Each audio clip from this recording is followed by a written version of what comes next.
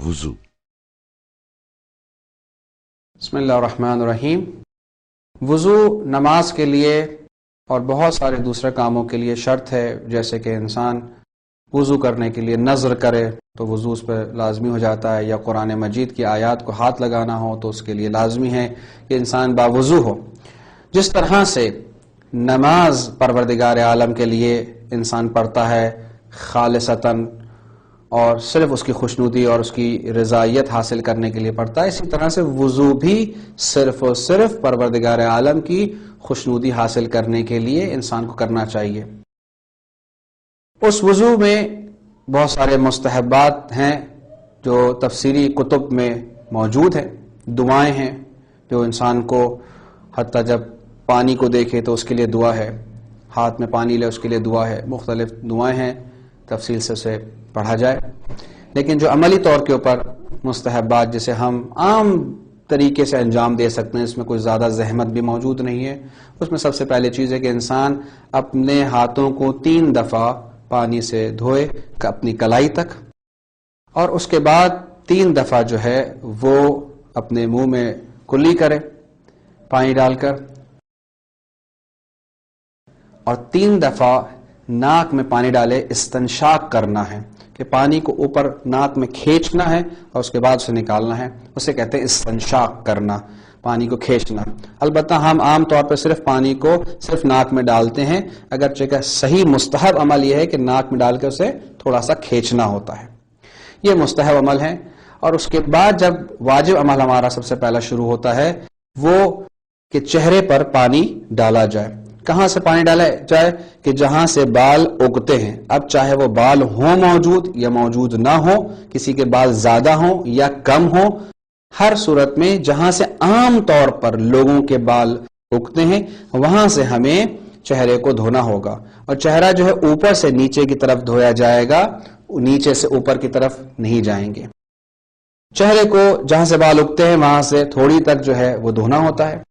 اور دائیں اور بائیں سے جہاں سے کان کلمے ہیں اور یا کان کی جہاں پہ ہڈی ہے اس طرف سے انسان کو دھونا ہوتا ہے۔ اب انسان نیت کر کے جب چہرے پانی ڈالتا ہے، 1 دفعہ ڈالے 2 دفعہ ڈالے، نیت اگر اس کی 1 ہی دفعہ کی ہے تو وہ 1 دفعہ ہی گنا جائے گا، اور اس کے بعد صحیح طرح سے وضو کیا جائے کہ چہرے پہ کوئی جگہ باقی نہ رہے۔ اگر چہرے پر داڑھی ہے اور اس طرح سے داڑھی ہے کہ اندر سے کھال نظر آتی ہے تو پانی اندر تک پہنچنا چاہیے، لیکن اگر داڑھی گھنی ہے اور اندر کی کھال نظر نہیں آتی ہے تو صرف اوپر سے ہی اگر اس کو دھو لیا جائے، اسے گیلا ہو جائے وضو سے تو وہ کافی ہے۔ اس کے بعد جو ہے ہم بائیں سے جو ہے دائیں ہاتھ پر ہم ڈالیں گے۔ مردوں کے لیے مستحب ہے کہ کونی سے پانی ڈالا جائے، اور خواتین کے لیے ہے کہ سامنے سے جو ہے وہ پانی کو ڈالا جائے، اور اس کو بھی اوپر سے نیچے کی طرف ہم لے کر آئیں گے، کوئی جگہ بھی خشک نہیں رہنی چاہیے۔ اور اگر کسی جگہ پر رکاوٹ موجود ہے کسی چیز کی، مثال کے طور پر کوئی گریس لگی ہوئی ہے یا کوئی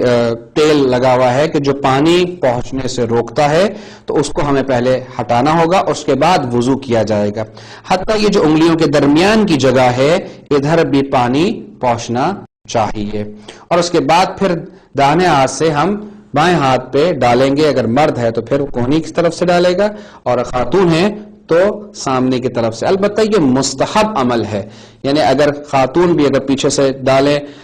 پانی اور مرد بھی اگر آگے سے دھوتا ہے تو اس میں کوئی حرج نہیں ہے، لیکن مستحب وہ عمل ہے جو ہم نے آپ کے سامنے بیان کیا۔ اس کے بعد جب سر کا مسح کرتا ہے تو بال کے اوپر مسح نہیں کیا جاتا، بلکہ جو سر کی کھال ہوتی ہے اس پہ مسح کیا جاتا ہے، اور وہاں تک پانی پہنچنا لازمی ہے، اور کم سے کم مقدار جو سر کے اوپر لگنی چاہیے وہ 1 انگشت، 1 انگلی کا جو ایک حصہ ہے یہ حصہ ضرور لگنا چاہیے، اتنا حصہ اس کے مطابق ہونا چاہیے۔ بعض اوقات ہم یہ دیکھتے ہیں کہ جب مسح کیا جاتا ہے تو ہم اس حصے کو صرف لگاتے ہیں، یہ حصہ لگانا کافی نہیں ہے، یعنی اگر ہم اس طرح سے کھڑا ہو کر اس طرح سے کیا جا رہا ہے اور یہ حصہ صرف لگ رہا ہے تو یہ کافی نہیں ہے، بلکہ اتنا حصہ جو انگلی کا ایک حصہ ہے ایک پور سے کہا جاتا ہے وہ حصہ جو ہے لگنا چاہیے. کتنا اسے کھینچنا ہے ہمیں, یعنی اوپر سے نیچے تک کھینچے نہیں, اس کو کھینچنا بھی مختصر سر سے کھینچا جائے تو کافی ہے, یعنی اتنا کہا جائے کہ اس کو سر پر رکھ کر کھینچا گیا ہے, یہ چیز کافی ہے. اس کے بعد ہم جب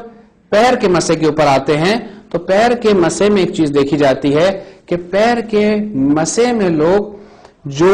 پیر کی انگلیاں ہوتی ہیں اس کو نہیں دیکھتے ہیں, اس کی طرف توجہ نہیں ہوتی ہے, بلکہ ناخن کے اوپر سے کھینچنا شروع کرتے ہیں. یہ ناخن کے اوپر سے کھینچنا کافی نہیں ہے, بلکہ جو ناخن کے آگے کا حصہ ہے, اگلا حصہ ہے, اس پہ بھی ہمیں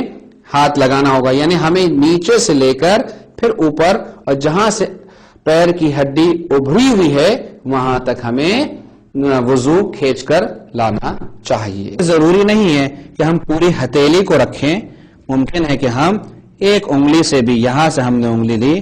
اور یہاں سے کھینچ کر یہاں تک بھی اگر ہم لاتے ہیں تو یہ مسح کافی ہے. اسی طرح سے دائیں پیر کا دائیں ہاتھ سے اور بائیں پیر کا بائیں ہاتھ سے ہمیں مسح کرنا چاہیے. یہ وضو کا ایک آسان اور سہل طریقہ ہے. وضو ایک لازمی جز ہے اور شرط ہے نماز پڑھنے کی, اور اسی طرح سے اگر انسان نظر کرے یا قرآن کی آیات کو ہاتھ لگانا ہو, یہ شرائط تفصیلات جو بیان کی گئی ہیں, وضو کرنا ہوتا ہے. بس اوقات یہ دیکھا گیا ہے کہ وضو کرتے ہوئے ہم پانی کا بہت زیادہ اسراف کرتے ہیں, جبکہ ایک قلیل پانی میں, ایک گلاس پانی میں پورا وضو کیا جا سکتا ہے. لیکن ہماری عادت ہے کہ نل